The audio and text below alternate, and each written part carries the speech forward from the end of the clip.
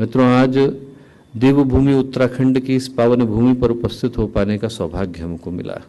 ऐसी भूमि मैं कहूँगा कि पूरे विश्व में शायद ही कहीं अन्यत्र हो जिसको गंगा के अवतरण का सौभाग्य मिला हो, नगाधिराज हिमालय को धारण करने का सौभाग्य मिला हो, जिसकी छाती को चीर करके अलकनंदा, मंदाकिनी, नंदाकिनी, भागीरथी, ये सारी की सारी नदियाँ आध्यात्मिक प्रवाह के साथ बहती हुई, विस्तार देती हुई नजर आती हैं।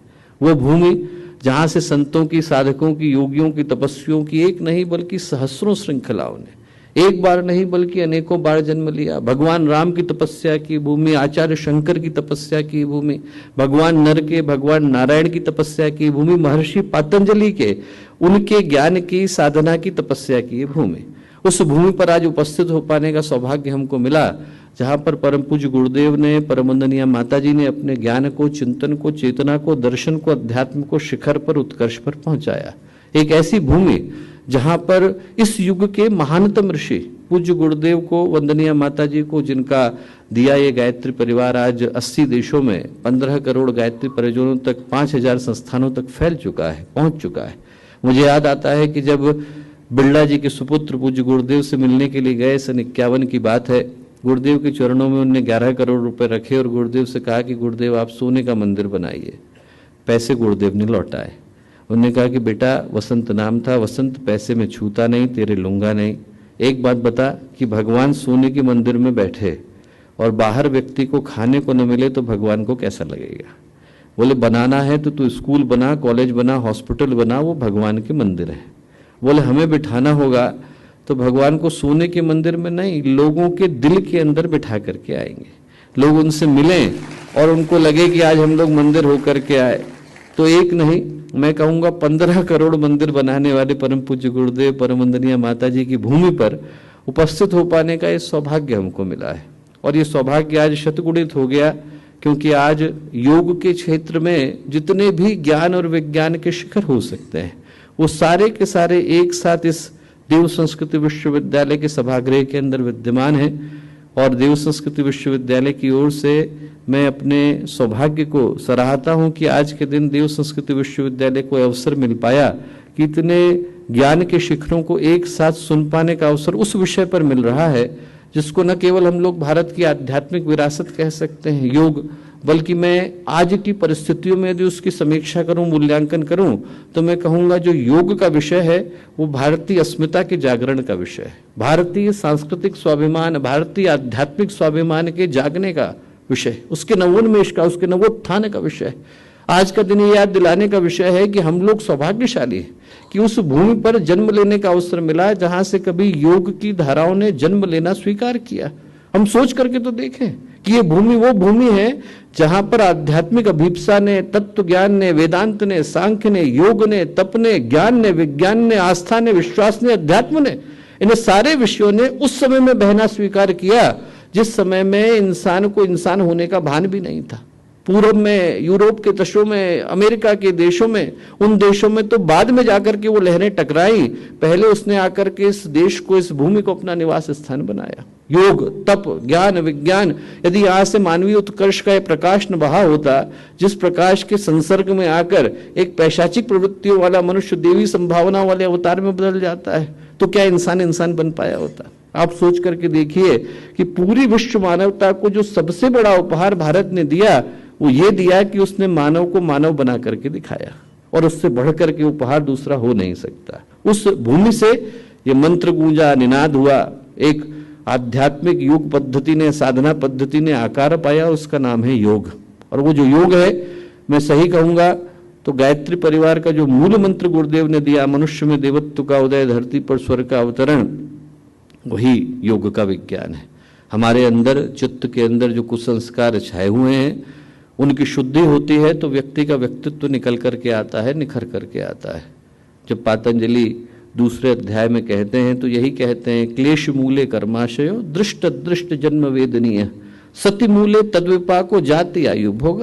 वो जाति आयु भोग जब तक मिलते रहेंगे, जब तक कर्माशय रहेगा, उसकी शुद्धि नहीं होगी तो जीवन में किसी तरह की प्रगति को कर पाना संभव नहीं।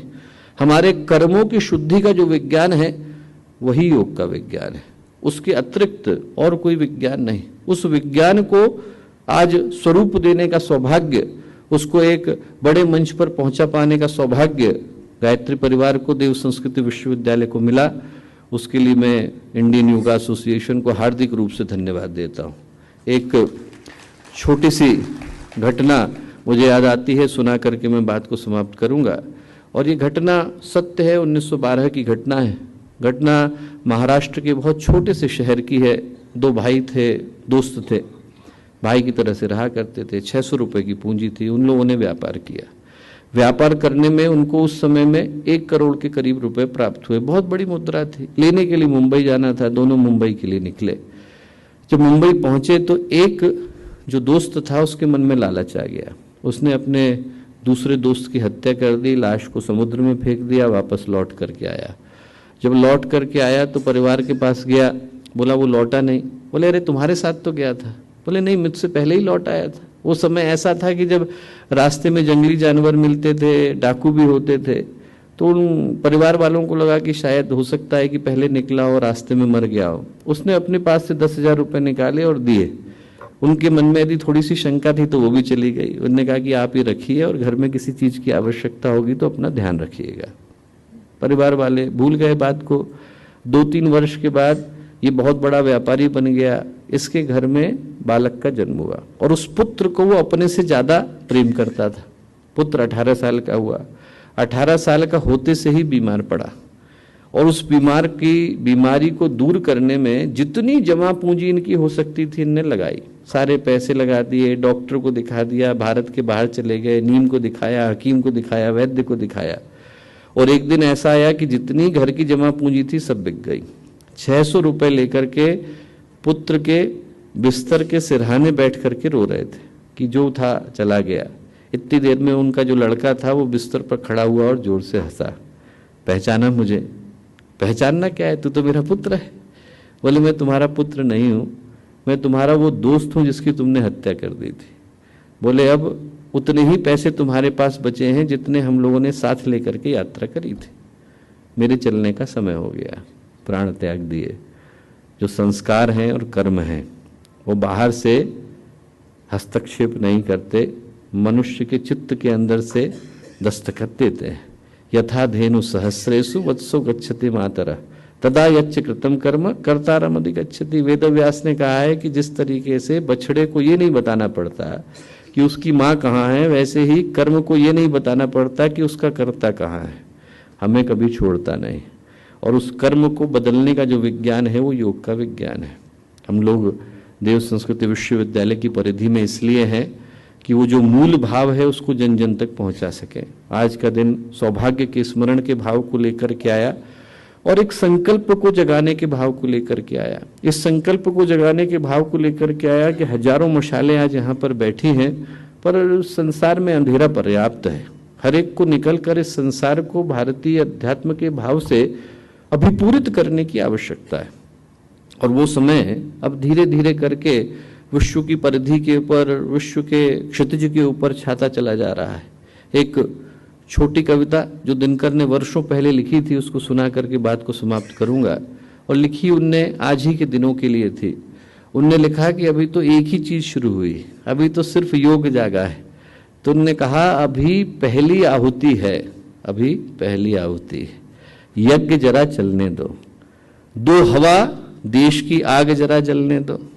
जब हृदय हृदय पावक से भर जाएगा, जब हर व्यक्ति के अंदर भारतीय स्वाभिमान की आग आ जाएगी, जब हृदय हृदय पावक से भर जाएगा, भारत का पूरा पाप उतर जाएगा।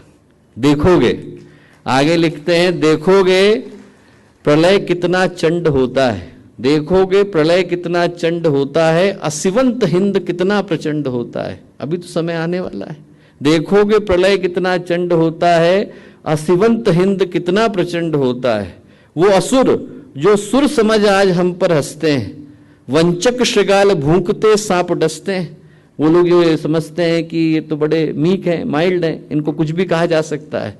वो असुर जो सुर समझ आज हम पर हंसते हैं, वंचक श्रृगाल भूंकते सांप डसते हैं, कल वही कृपा के लिए हाथ जोड़ेंगे, भ्रिकुट विलोक दुष्टता द्वंद्व छोड़ेंगे। छोड़ना तो पड़ेगा। तो हम लोग क्या करें? जो जाग गए हैं, वो देश को जगाएं, विश्व को जगाएं, दुनिया को जगाएं, संस्कृति को जगाएं। उनके लिए कहते हैं गरजो गरजो अंबर को भर दो रणोच्चारों से, क्रोधांध रोर हाकों से, हुंकारों से। अब आ ही पड़ी है सिर पर तो नहीं मरना है, अब आ ही पड़ी है सिर पर तो नहीं डरना है। जन्मे हैं एक बार, दो बार नहीं मरना है। एक बार तो दे ही दिया सौभाग्य भारत की भूमि पे जन्म लेने का।